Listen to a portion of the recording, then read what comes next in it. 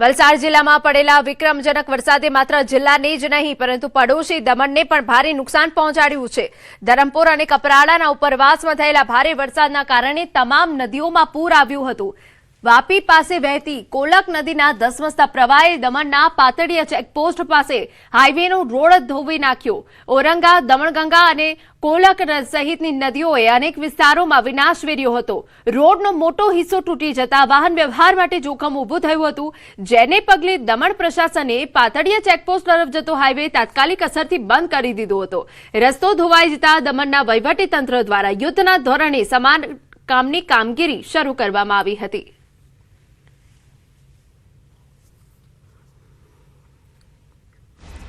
અમદાવાદમાં થયેલા ભારે વરસાદે વિનાશ વેર્યો। ગુરુકુળ રોડ પર વેપારીઓને ભારે નુકસાન, દુકાનો પાણીમાં ગરકાવ હતી। આપણે જણાવી દઈએ કે ફાઇટરની મદદથી પાણી કાઢતા દુકાનદારોને લાખો રૂપિયાનું નુકસાન થયું છે। 45 દુકાનોમાં પાણી ઘૂસ્યું છે। તંત્ર અનેક ફરિયાદ છતાં ઉકેલ આવ્યો ન હોવાનું દુકાનદારનું કહેવું છે। પ્રત્યેક દુકાનદારને લાખો રૂપિયાનો માલ પલળી ગયો। આપને જણાવી દઈએ, ગુરુકુળ રોડ પર વેપારીઓએ પોતાની આપવીતી પણ જણાવી છે। દુકાનોમાં તમામ સામાન પલળી ગયો છે। ઝેરોક્સના 3 મશીનો ખરાબ થઈ ગયા। વેપારીઓ ભારે હૃદયે આપવીતી વર્ણવી રહ્યા હતા। 2 દિવસ પહેલા આવેલો નવો માલ પણ પલળી ગયો છે। તંત્ર સામે લોકોમાં રોષ છે। અનેક ફરિયાદો છતાં કોઈ આવ્યું નથી। મેયરે આદેશ કર્યો, ત્યારબાદ તંત્ર આવ્યું।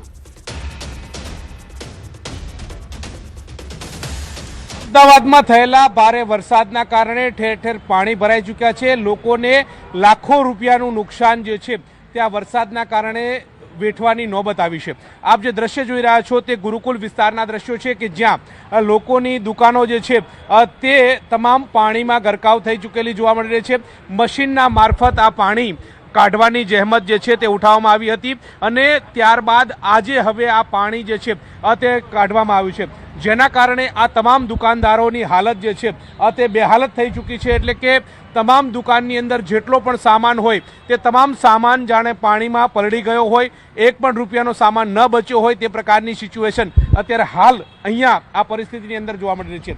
એક નહીં, બે નહીં, જે પણ દુકાન જુઓ એ દુકાનની અંદર આ જ પ્રકારની સિચ્યુએશન જોવા મળશે। એટલે કે લોકો અત્યારે હાલ પાણી ઓસર્યા બાદ આવી રહ્યા છે અને દુકાનમાંથી જે સામાન જે છે તે રખરખાવ સરખો કરતા હોય તે પ્રકારના દ્રશ્યો જે છે તે જોવા મળી રહ્યા છે। તમામ આ કપડાની દુકાન જે છે કે કપડાની તમામ દુકાનની અંદર તમામ માલ જે છે તે પલળી ચૂક્યો છે। હવે આ દુકાનદારને લાખો રૂપિયાનું નુકસાન થયું હોવાની બાબતો જે છે તે સામે આવી રહી છે। આ ફક્ત એક દુકાન નહીં પરંતુ આવી અનેક દુકાનો જે છે ત્યાં વિસ્તારની અંદર જોવા મળી રહી છે કે ત્યાં આ પ્રકારની સિચ્યુએશન થયેલી જોવા મળી રહી છે। એટલે કે તમે જ્યાં જાઓ, જે જગ્યાએ નજર નાખો ત્યાં પ્રકારની સિચ્યુએશન છે। આ સ્ટેશનરીની દુકાન છે, તમામ જે ઝેરોક્સ મશીનો જે છે તેમના પલળી ગયા છે। કેટલા રૂપિયાનું નુકસાન હશે તમારું અને કેવી રીતે પાણી કાઢ્યું અને કેટલું બચ્યો છે સામાન? 15 સામાન તો કશું બચ્યો નહીં, બધો પલળીને ખાક થઈ ગયેલો છે। ઓછો તો અંદાજે 15 થી 20 લાખનું નુકસાન છે। 2 મશીન, 3 મશીન, કોમ્પ્યુટર, આ બધો માલ બધો પલળીને ખાક થઈ ગયો છે। રોજી રોટી પતી ગઈ એવું છે। તંત્ર કને એવી વિનંતી છે સરકાર કને કે અમારી આશા સહાય આપશે, હરસંઘવી સાહેબ સહાય કરાવશે એવી આશા રાખીએ છીએ। સુરતની જેમ સાહેબ। તમારે કેટલાનું નુકસાન? મારે કહું છું 20-25 લાખનું નુકસાન છે। બધું નુકસાન છે, અંદર તમે જોઈ શકો છો। આ હાલત જુઓ એટલે રડવું આવી જાય છે। હા, શું કરીએ સાહેબ, બહુ તકલીફ છે, પણ શું કરીએ, રડવું આવી જાય એવી ઈચ્છા। બિલકુલ, તો તમે જોઈ રહ્યા છો કે ભારે હૃદયે વાત કરતા આજે દુકાનદારો જે છે તે નજરે પડી રહ્યા છે। આ એક નહીં કાકા, કેટલી દુકાન છે ને કેટલી દુકાનમાં આ પ્રકારની સિચ્યુએશન થઈ છે? 45 દુકાનમાં પાણી ભરાઈ ગયા છે અને બધાને નુકસાન જ છે। નીચે રોડથી નીચે લેવલે પાણી ભરાણા હોવાથી વધારે નુકસાન થયું છે। બિલકુલ, તો રોડથી જેટલી દુકાનો જે છે તે આ પ્રકારની સિચ્યુએશન જોવા મળી રહી છે। તમામ દુકાનદારોને હાલ તમે જોઈ રહ્યા છો। રક્ષિતભાઈ, તમારે કેટલું નુકસાન થયું છે અને કેવી પરિસ્થિતિનો સામનો કરવો પડ્યો છે? નુકસાન તો બધું બહુ થયું છે ભાઈ। 2 દિવસ પહેલાં બધો માલ આવેલો, બધો માલ પલળી ગયો અને બધો ડિસ્ટ્રોય કરવો પડ્યો છે। ઉપરથી ડિસ્ટ્રોય કરવાના 5000નો ખર્ચો થયો છે। માલ ઉચકીને ગવર્મેન્ટના સ્ક્રેપ યાર્ડમાં નાખવો પડ્યો મારા। FMCGનું ગોડાઉન હતું એટલે બધો માલ પલળી જ જાય। લોટ, બેસન, કઠોળ બધું પલળી ગયું છે, બધું ફેંકી દેવું પડ્યું છે। અંદાજે 7-8 લાખનું નુકસાન ખરું ભાઈ મારે। તંત્ર પાસે કેવી મદદ માગી રહ્યા છો? તંત્રએ કાલે કદાચ ટાઈમે ફાઇટર મોકલ્યા હોત તો ઉપરનો માલ ઓછો પલળત તો નુકસાન 10-20% જેવું ઓછું થાત. તંત્ર ટાઈમે મદદ તો ના કરી. સવારથી બધા ફોન કરતા હતા, ઓછામાં ઓછી 100 કમ્પ્લેન કરી હશે, પણ રાત્રે 7 વાગ્યા પછી એક ફાઇટર આવ્યું અને એ પણ મેયર સાહેબ આંટો મારવા આવ્યા હતા ત્યારે અમને ખખડાયા. ત્યારે મેયરના કહેવાથી એમ આવ્યો છે, બાકી બધાને ફોન કરી ચૂક્યા. ના કોર્પોરેટરો આવ્યા ના મેયર આવ્યું, કોઈ આવ્યું નથી.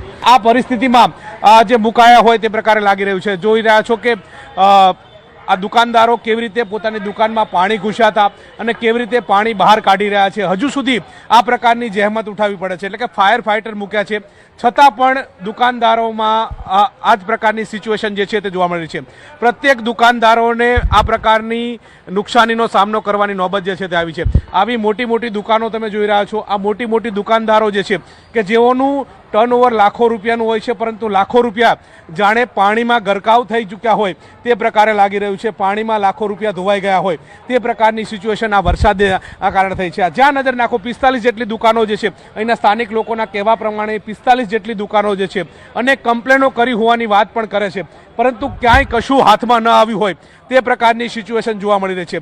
હવે એક જ આશા સેવી રહ્યા છે કે જે પ્રકારે સુરતની અંદર સરકારે મદદ કરી હતી તે પ્રકારે અહીંયા મદદ કરે તે પ્રકારની આશા અને અપેક્ષા રાખી રહ્યા છે. અને ભારે હૃદયે રડતા હૃદયે આ પ્રકારની વાતો કરતા દુકાનદારો નજરે પડી રહ્યા છે. હરીશ શર્મા સાથે ગૌતમ શ્રીમાળી, ન્યૂઝ 18 ગુજરાતી, અમદાવાદ. સમાચારમાં આગળ વધીએ તો કાવેરી નદીમાં આવેલા વિનાશક પૂરના કારણે નવસારીના ઉંડાજ ગામને ભારે નુકસાન થયું. ગામમાં 5 લોકોના મોત થયા હતા, જ્યારે મોટી સંખ્યામાં ઢોર ઢાંખર પણ પૂરના પાણીમાં તણાઈ જતા પશુપાલકોને મોટું આર્થિક નુકસાન સહન કરવું પડ્યું. આ પરિસ્થિતિ વચ્ચે કેન્દ્રીય જળશક્તિ મંત્રી CR પાટીલ ઉંડાજ ગામ પહોંચ્યા હતા. તેમણે સૌથી વધુ અસરગ્રસ્ત ફળિયાની મુલાકાત કરી અને પરિવારો સાથે વાતચીત કરી તેમની સમસ્યા જાણી. બાદમાં રાહત કીટનું વિતરણ કરવામાં આવ્યું અને અધિકારીઓને પુનઃ સ્થાપન તેમજ રાહત કામગીરી ઝડપથી પૂર્ણ કરવા માટેની સૂચના આપવામાં આવી. પાણી ઓસર્યા બાદ હવે જે ગણદેવી તાલુકાના 20 થી વધુ જે ગામો હતા અને ત્યાં જે કાવેરી અને અંબિકા નદીએ વિનાશ વેઠ્યો હતો, હવે ત્યાં સહાયની કામગીરી પૂરજોશમાં શરૂ કરી દેવામાં આવી છે. જે પૂરગ્રસ્ત વિસ્તારો છે ત્યાં કેન્દ્રીય જળશક્તિ મંત્રી CR પાટીલ, કેબિનેટ મંત્રી નરેશ પટેલ તેમજ સ્થાનિક કાર્યકર્તાઓ અને નેતાઓ દ્વારા સમગ્ર જે વિસ્તાર છે એ વિસ્તારમાં જઈને હાલ પરિસ્થિતિનો જે તાગ મેળવવાનો છે, પરિસ્થિતિનો તાગ મેળવવાની જે કામગીરી છે એ હાલ ચાલી રહી છે. આ જે દ્રશ્ય છે ગણદેવી તાલુકાના ઉંડાજ ગામના તરી ફળિયાના દ્રશ્યો છે, જ્યાં કાવેરી નદીએ ખૂબ જ મોટો વિનાશ વેઠ્યો હતો. આ જ વિસ્તારમાંથી 13 જેટલી ડેડ બોડીઓ પણ મળી આવી છે.